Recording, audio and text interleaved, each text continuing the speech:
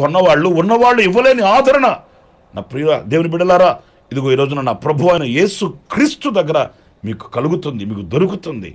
ఆయన చెంతకు వెళితే ఆదరణ కలిగి బ్రతకగలుగుతారు. ఆస్తులు ఉండొచ్చు, లేకపోవచ్చేమో, కానీ ఆదరణ కొదువు కాదండి.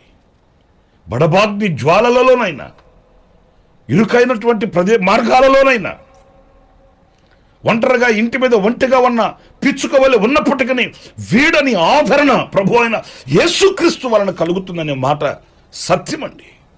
ఒకవేళ అలసి సొలసి సొక్కి సొమ్మసెల్లిపోయి విసికి వేసారిపోయి ఆదరణ కరువై కొదువైన పరిస్థితుల్లో, నా ప్రియ సహోదరులారా, దిక్కు తెస తెలియని పరిస్థితుల్లో ఒకవేళ నీవు నిలిస్తే, ఇదిగో ఈ మాట నీతో చెప్తుంది. ఈ మాట ఆదరణ కావాలనుకుంటే ఆదరణకు కర్త అయిన దేవుని దగ్గరికి వెళితే ఆయన ఆదరణ కర్త గనుక ఆ ఆదరణ నీకు ప్రసాదిస్తాడు.